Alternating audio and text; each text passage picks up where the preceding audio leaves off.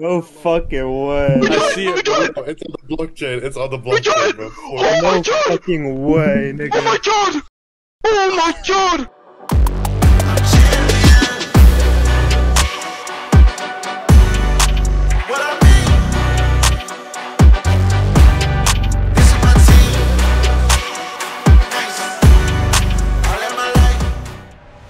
On est le 19 août 2024, lorsqu'un groupe de jeunes décide de commettre un des plus gros braquages de crypto-monnaies de tous les temps.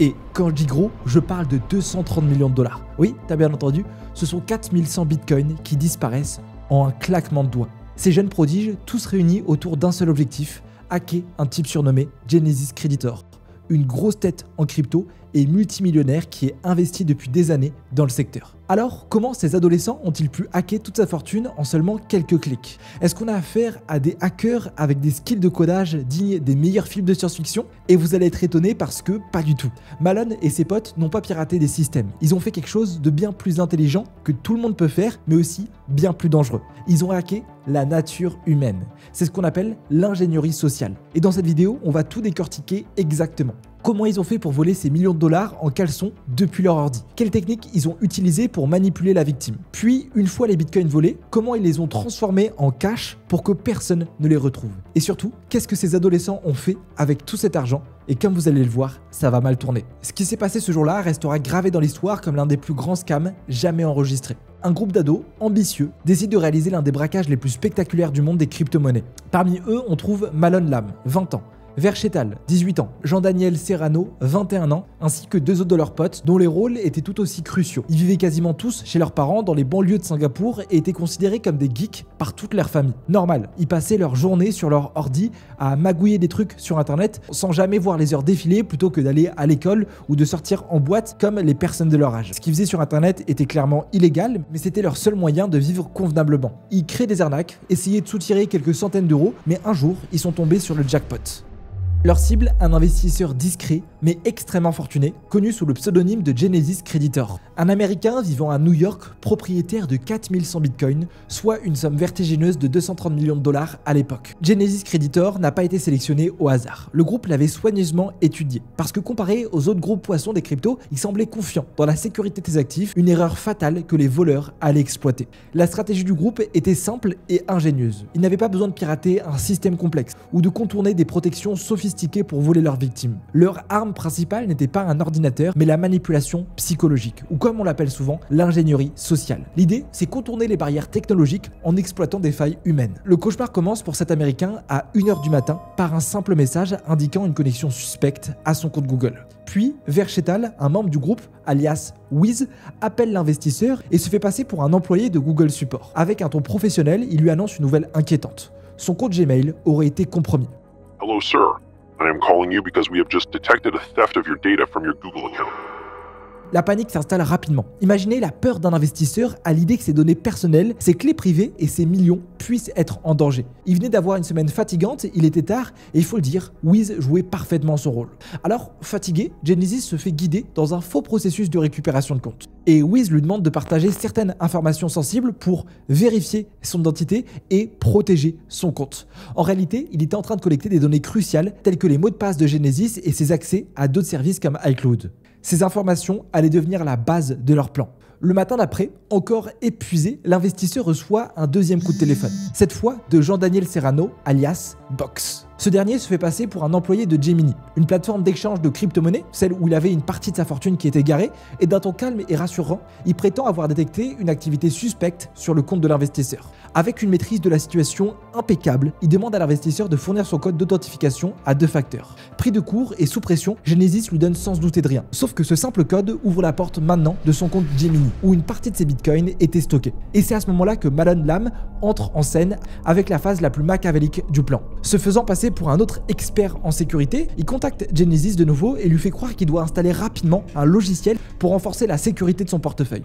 Malone lui envoie un lien vers un programme appelé AnyDesk, mais qui lui est présenté comme un outil de protection avancé. En gros, un moyen ultra sûr que aucune de ces crypto-monnaies ne soit jamais volée. Genesis, toujours paniqué, convaincu qu'il protège ses actifs, suit les instructions à la lettre. Il télécharge et installe le logiciel sans se douter une seconde ce qui se passe réellement. Mais en réalité, AnyDesk n'a rien d'un programme de protection. C'est un outil qui permet au voleur de prendre le contrôle total de son ordinateur à distance. C'est ce qu'on appelle en informatique un cheval de Troie. En quelques clics, Malone et son équipe accèdent à tout.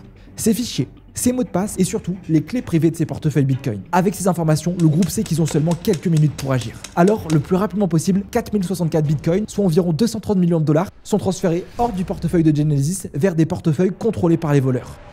No fucking way. I see it. Bro. It's on the blockchain. It's on the blockchain, bro. No fucking way, nigga. Oh my god! Oh my god! Chaque étape est minutieusement planifiée pour que l'argent disparaisse aussi rapidement qu'il est apparu. Genesis, de son côté, n'a même pas conscience de ce qui vient de se passer. Pendant qu'il pense avoir sécurisé son compte, son portefeuille est en train de se vider et de tomber à zéro en l'espace de quelques secondes. Les Singapouriens viennent de réaliser le braquage de la décennie. 238 millions en 3 coups de téléphone. Mais le plus dur reste à venir. Malgré leur ingéniosité, les voleurs commettent une erreur monumentale. Dans leur euphorie, certains d'entre eux se filment en train de faire ce vol. Oh my god! Oh my god! No fucking way. $42 million! Yes! Holy fuck. Et vous nigga. devez vous demander, comme moi d'ailleurs, pourquoi ils se filment. Pourquoi ils prennent ce risque de se filmer en train de faire ce braquage. Alors, personne ne sait, mais c'est sûrement l'arrogance. Sûrement montrer à tous ceux qui ne croyaient pas en eux qu'ils ont réussi. Et on se rappelle qu'ils ont seulement 20 ans, donc oui, ils viennent en quelques heures de devenir multimillionnaires, mais leur mentalité reste la même. Sauf que le plus dur reste à faire. Exactement 17 minutes après avoir transféré les premiers bitcoins, les voleurs se lancent dans la phase la plus critique et importante. Cacher leurs bitcoins volés sur la blockchain, pour que personne ne les retrouve. Et vous devez sûrement vous demander comment une aussi grosse somme pourrait passer sous le nez des autorités. On parle de 230 millions. Eh ben en crypto, c'est plus facile. Ils utilisent une méthode appelée Pill Chains. Le principe est simple mais efficace. Diviser les bitcoins volés en une multitude de petites transactions. Imaginez une énorme somme d'argent fractionnée en morceaux minuscules dispersés sur des centaines, voire des milliers de comptes. Mais pourquoi faire tout ça? Parce que chaque petite transaction brouille un peu plus les pistes. Les analystes qui tenteraient de suivre la trace des fonds se retrouvent face à un labyrinthe de données. Et c'est pas tout, les voleurs ne laissent jamais les bitcoins au même endroit trop longtemps. Rapidement, ils commencent à les convertir en d'autres monnaies. D'abord, les bitcoins sont transformés en Litecoin, une crypto-monnaie rapide mais largement acceptée. Ensuite, ils sont échangés contre de l'Ethereum et enfin en Monero. Pourquoi le Monero? Parce que c'est une crypto-monnaie connue pour son anonymat presque total. Go to the top right, the settings bar. Settings, no, not that. Like the swap settings. Set custom recipient. No, bro, what the hell? Do 998. Dark, bro, you're so horrible. You can't. Bro, I'm clearly busy, Caleb. Une fois tous les fonds convertis en Monero, il devient pratiquement impossible de retrouver leur origine. Ce processus pourtant complexe se poursuit pendant plusieurs jours. Les voleurs créent des dizaines de comptes, swapent toutes les cryptos, déposent cet argent chez des brokers, puis des plateformes d'exchange. Leur coordination est impressionnante, on dirait qu'ils ont fait ça toute leur vie. Visuellement, imaginez un écran de blockchain où les transactions s'empilent comme une cascade. Chaque point représente une fraction des bitcoins qui voyagent d'un compte à un autre. Une carte mondiale pourrait montrer ces fonds traversant les continents, Asie, Europe, Amérique. C'est une opération digne d'un film d'espionnage, très malin de leur côté. Et pourtant, malgré tout ce soin, certains membres ne peuvent pas s'empêcher de rêver de ce qu'ils feront avec leur nouvelle fortune. Entre deux transactions, ils discutent de vêtements de luxe, des bijoux étincelants et même de voitures de sport. C'est ce contraste entre leur discipline technique et leur envie irrésistible de dépenser qui rend cette histoire fascinante. Alors que les autres membres du groupe tentaient de garder profil bas avec ce vol, dépensant seulement quelques milliers de dollars avec leur butin, Malone Lam, lui, semblait incapable de résister à l'appel du luxe.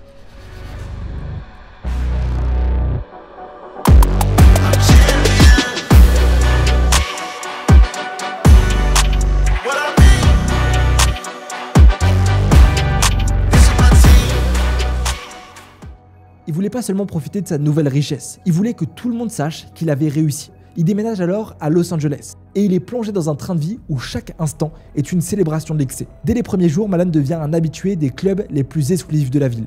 Chaque soirée est un spectacle. Il commande des bouteilles de champagne hors de prix, parfois même en double ou en triple exemplaire, juste pour impressionner le monde. Les tables VIP sont toujours réservées en son nom, entourées d'un groupe bruyant et admiratif. Les factures s'envolent à des montants absurdes, 265 000 $, 300 000 $ et même une nuit légendaire à 560 000 $ dépensés.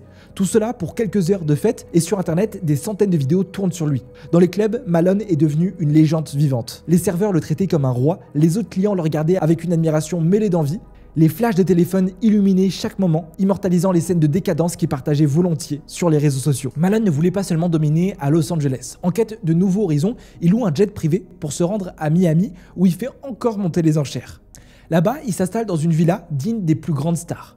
Une demeure qui respire le luxe à chaque recoin. 10 chambres de dimensions démesurées. 10 salles de bain équipées des dernières technologies. Une surface totale de 850 mètres carrés, une piscine immense et un jacuzzi entouré de palmiers pour couronner le tout. Devant la villa, un garage qui ressemblait à un véritable showroom de voitures de luxe. Chaque véhicule devant était une pièce unique, soigneusement choisie par Malone. Une Lamborghini Urus rose, cadeau pour son ex-compagne. Une Lamborghini Urus bleue, flambant neuve, pour lui-même. Une Rolls-Royce noire et rose qui attirait tous les regards. Une Lamborghini blanche avec un intérieur baby blue, un choix osé mais élégant. Une Lamborghini noir mat, agressif et sophistiqué. Une Porsche 911, un SUV Ferrari noir dernier cri et 2 Mercedes Classe G parce qu'une seule ne suffisait pas. Chaque voiture, soigneusement alignée, semblait être là pour rappeler que Malone n'était plus un simple mortel. Il était le roi de son propre royaume. À 20 ans, il avait l'argent que personne n'avait jamais eu et sûrement la jeunesse que tout le monde rêve d'avoir. Bijoux et vêtements, l'étalage de richesse. Mais les voitures, c'est pas assez. Malone voulait porter sa fortune sur lui. Chaque jour, il apparaissait vêtu des plus grandes marques de luxe. Gucci, Balenciaga, Louis Vuitton et Dior. Ses montres, des pièces uniques incrustées de diamants. Ses bracelets et chaînes souvent surdimensionnés brillaient sous le flash des caméras. Pour impressionner, il donne aussi énormément à des inconnus. En boîte de nuit, il était connu pour faire des cadeaux inattendus. He even tipped me $2,000. When I tell you the amount of bottles he sent me that I took home, brand new, everything sealed, brand new. À plusieurs reprises, il a offert des sacs de luxe à des femmes qui ne connaissaient même pas. Des modèles de sacs comme Chanel, Hermès ou encore Prada distribués comme des souvenirs d'une nuit folle. Les femmes, souvent abasourdies, filmaient ces moments et les partageaient sur TikTok ou Instagram. Guys, I can't even make this up when I say that I just woke up to a Birkin in my bedroom because a man gave it to me in the club last night. This is your sign to go clubbing. Me and my 2 girlfriends walk over to the section and this kid, I'm gonna refer to him as like a kid. I mean, he was definitely over the age of 18. He looked pretty young. He comes towards me and he's like, I got this for you. Mais ce mode de vie n'est pas passé inaperçu. Plus Malone dépensait, plus il attirait l'attention. Chaque soirée filmée, chaque voiture exposée, chaque bijou exhibé devenait une pièce à conviction potentielle.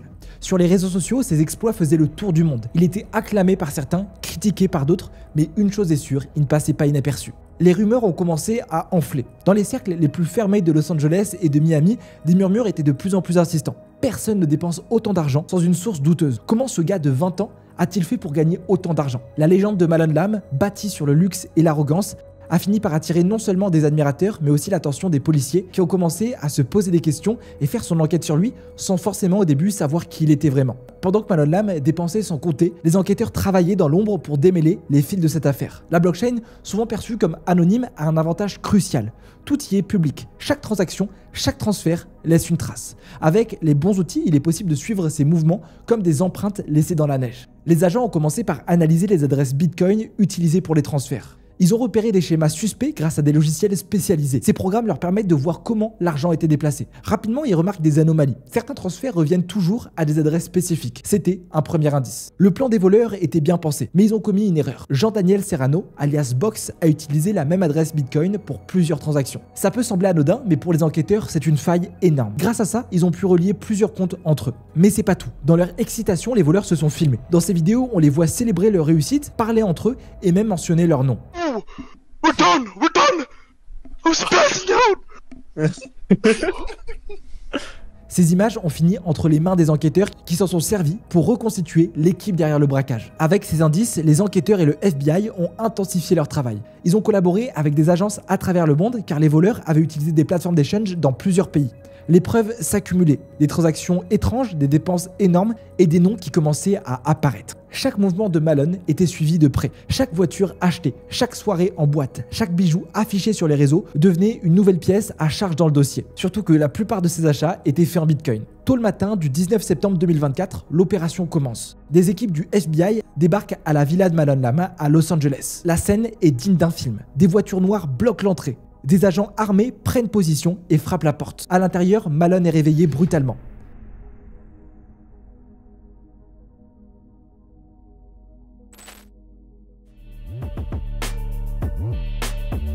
Quelques jours plus tôt, il dépensait encore des centaines de milliers d'euros en boîte de nuit. Maintenant, il se retrouve menotté, vêtu d'un simple t-shirt et d'un short, les yeux encore endormis. Tout est saisi. Après son arrestation, le FBI commence à fouiller la maison. Tout ce qui avait été acheté avec l'argent volé est confisqué. Les voitures de luxe enlevées une par une. Les bijoux pris comme preuve. Les vêtements de marque empilés. Même la villa a été vidée. Tout est soigneusement catalogué pour que la victime puisse récupérer une partie de ses pertes. Les voitures, les bijoux et les objets de luxe ne restent pas dans les mains du FBI. Ils sont revendus quelques jours après lors de ventes aux enchères ou d'autres procédés. Cet argent sert à rembourser les victimes de ce genre de scam. Par exemple, pour Genesis Creditor, ça représente environ 50 à 60% de ce qu'il avait perdu. Alors évidemment, c'est pas tout, mais c'est déjà mieux que rien. Malone n'était pas seul. Verchetal, Jean-Daniel Serrano et les autres membres du groupe sont arrêtés presque au même moment. Les perquisitions et arrestations se font dans plusieurs endroits à la fois grâce à une coordination entre État et pays. Cependant, tout l'argent n'est pas récupéré. Une partie estimée à plusieurs millions reste introuvable. Les enquêteurs soupçonnent qu'il est caché dans des portefeuilles Bitcoin protégés ou dispersés dans des transactions impossibles à suivre. Malone, qui rêvait de gloire et de reconnaissance, se retrouve sous les yeux des projecteurs, mais pas de la manière qu'il espérait. Les vidéos de son arrestation circulent sur les réseaux sociaux. On le voit menotté, entouré d'agents. Son rêve de devenir une légende s'est transformé en cauchemar. Sa vie que tout le monde souhaitait quelques jours plus tôt avait disparu. L'histoire de Malone Lam et de son groupe restera gravée dans les annales, non pas comme une réussite, mais comme un avertissement. Ce qui a commencé par un plan audacieux pour voler des millions en crypto-monnaie s'est terminé par une chute spectaculaire et inévitable. Ces jeunes pensaient pouvoir tromper tout le monde, mais la réalité les a attrapés. Malone voulait plus que de l'argent. Il voulait être admiré, envié, célébré comme quelqu'un qui avait réussi. Mais son besoin de reconnaissance a été sa plus grande faiblesse. Malone Lam, qui voulait être vu comme un roi, a fini menotté, ses biens confisqués et sa vie est ruinée.